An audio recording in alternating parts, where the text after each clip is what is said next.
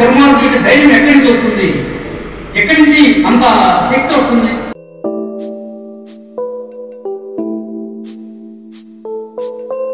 విలువ లేని సమాజం, హృదయం లేని పాలన, వీటిలో కుళ్ళి పునారుతున్నటువంటి ఈ సందర్భంలో మీరంతా మనసు పెట్టి దీని గురించి ఆలోచించే వ్యక్తుల ద్వారా మీకు కృతజ్ఞతలు చెప్తున్నాం. ఇంత అనూహ్య స్పందన ఉంటుందని మేము కూడా ఊహించలేదు.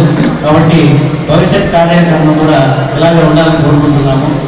తర్వాత మా పౌర చైతన్య వేదిక ద్వారా గతంలో ప్రొఫెసర్ పిసి వెంకటేశ్వర గారు, అలాగే మా అధ్యక్షుడు గారు మాతా ప్రసాద్ గారు, మా మహిళా అధ్యక్షురాలు శ్రీమతి లక్ష్మి గారు, వీరంతా ప్రసంగించారు.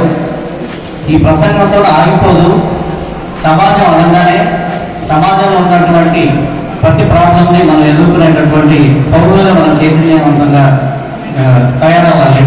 అలాగే తల్లిదండ్రులు, ముఖ్యంగా తల్లిదండ్రులు, యువత, వీళ్ళంతా కూడా ఇలాంటి జరిగినప్పుడు మనకు జరుగుతుందే, ఇందాక ఒక అమ్మాయి చెప్పింది, అలాగే మనకు జరుగుతుందే, మన ఇంట్లో వాళ్ళకి జరుగుతుందే అని చెప్పేసి తల్లిదండ్రులుగా అక్క, చెల్లి, తమ్ముడు, ఈ సంబంధాలు ఏవైతే ఉన్నాయో ఇవన్నీ కూడా మనం ఏర్పాటు చేసుకొని, ఇంకా బలంగా ఏర్పాటు చేసుకొని, ఎవరికైనా జరిగితే, మన ఇంటి పక్కన జరిగితే వాళ్ళు ఏకే భవంతో చూడకుండా మనం వాళ్ళకి సహకారం చేసి, తర్వాత ఇలాంటి ఉద్యమాలని, పౌర ఉద్యమాలను కూడా మనం నిర్మిస్తే కానీ